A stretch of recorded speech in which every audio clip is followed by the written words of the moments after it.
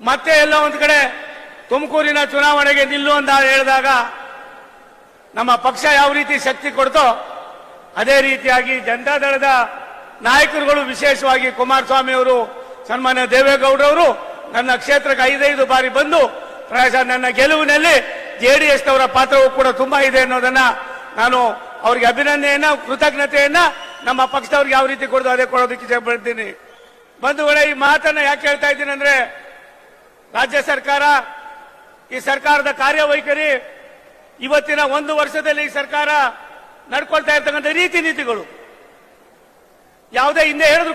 ನಮ್ಮ ಸಹೋದರ ಅಶೋಕ್ ಅವರು ಮಾತನಾಡ್ತಾ 1-2 ವಿಚಾರಗಳನ್ನ ತುಂಬಾ ಚೆನ್ನಾಗಿ ಹೇಳಿದ್ರು. ಈ ಸಾರಿಯ ಲೋಕಸಭಾ ಚುನಾವಣೆಯಲ್ಲಿ 143 ವಿಧಾನಸಭಾ ಕ್ಷೇತ್ರಗಳಲ್ಲಿ ಜೆಡಿಎಸ್ ಬಿಜೆಪಿ ಒಂದಾಗಿದ್ರಿಂದ ಇವತ್ತು ನಮಗೆ ಸೋಲಾಗಿರ್ಬೋದು ಕೆಲವು ಕಡೆ, ಆದ್ರೆ 143 ವಿಧಾನಸಭಾ ಕ್ಷೇತ್ರಗಳಲ್ಲಿ ಹೆಚ್ಚಿನ ಮತವನ್ನ ಕೊಟ್ಟಿರ್ತಕ್ಕಂಥ ಕೀರ್ತಿಗೆ 2 ಪಕ್ಷದ ಕಾರ್ಯಕರ್ತರು, ಮುಖಂಡರು, ಮತದಾರ ಕಾರಣರಾಗಿದ್ದಾರೆ. ನಾನು ತಮ್ಮಲ್ಲಿ ವಿನಂತಿ ಮಾಡ್ತೀನಿ, ಎಂದೂ ಕೂಡ ಹೈದರಾಬಾದ್ ಕರ್ನಾಟಕ 7 ಸೀಟ್ಗೆ 5 ಸೀಟ್ಗಳನ್ನ ಕಳ್ಕೊಂಡಿರ್ಲಿಲ್ಲ. ಎಂಥ ಸಂದರ್ಭದಲ್ಲೂ ಕೂಡ ಕೊಪ್ಪಳ ಇರ್ಬೋದು, ರಾಯಚೂರು ಇರ್ಬೋದು, ಬಳ್ಳಾರಿ ಇರ್ಬೋದು, ವಿಶೇಷವಾಗಿ ಗುಲ್ಬರ್ಗ ಇರ್ಬೋದು, ಮತ್ತೆ ಬೀದರ್ ಇರ್ಬೋದು, ಕೆಲವಾರು ನಮ್ಮ ಭಾವನೆಗಳಲ್ಲಿ ಎಲ್ಲೋ ಒಂದು ಕಡೆ ಸ್ವಲ್ಪ ಅಡವಟ್ಟಾಗಿದ್ರಿಂದ ಇವತ್ತು ನಾವು 5 ಸ್ಥಾನಗಳ ಜೊತೆಯಲ್ಲಿ ದಾವಣಗೆರೆಯನ್ನು ಕೂಡ ನಾವು ಕಳ್ಕೊಂಡಿದ್ದೇವೆ.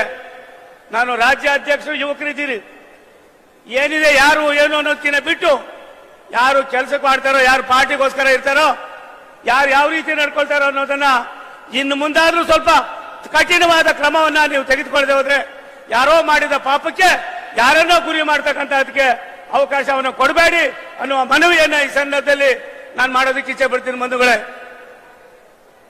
ದಾವಣಗೆರೆ,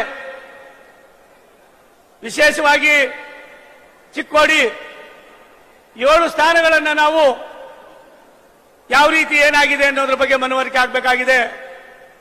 ನೀವು ಯಾವ ರೀತಿ ಹೇಳ್ತೀರ, ಭ್ರಷ್ಟಾಚಾರ ತುಂಬಿ ತುಳುತ್ತಾ ಇದೆ ಈ ಸರ್ಕಾರ ಅಂತ ಹೇಳ್ತಾ ಇದ್ರಿ.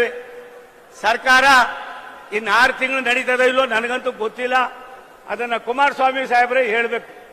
2 ತಿಂಗಳು ನಡೀತದ, 3 ತಿಂಗಳು ನಡೀತದ, 1 ವರ್ಷ ನಡೀತದ ಅನ್ನೋದನ್ನ ಸನ್ಮಾನ್ಯ ಕುಮಾರಸ್ವಾಮಿ ಅವರು ಹೇಳ್ಬೇಕಾಯ್ತದೆ.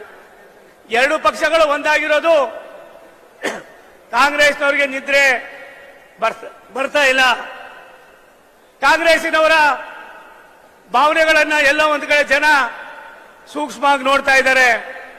1 ರೂಪಾಯಿ ಪೆಟ್ರೋಲ್ ಬೆಲೆಯನ್ನ ಜಾಸ್ತಿ ಮಾಡಿದಾಗ ಅವ್ರು ನಡೆದಂತ ರೀತಿ ಇವತ್ತು ಕೇವಲ 3-3.5 ರೂಪಾಯಿ ಜಾಸ್ತಿ ಮಾಡಿ ಜನರಿಗೆ ವಂಚನೆಯನ್ನು ಮಾಡ್ತಾ ಇದ್ದಾರೆ.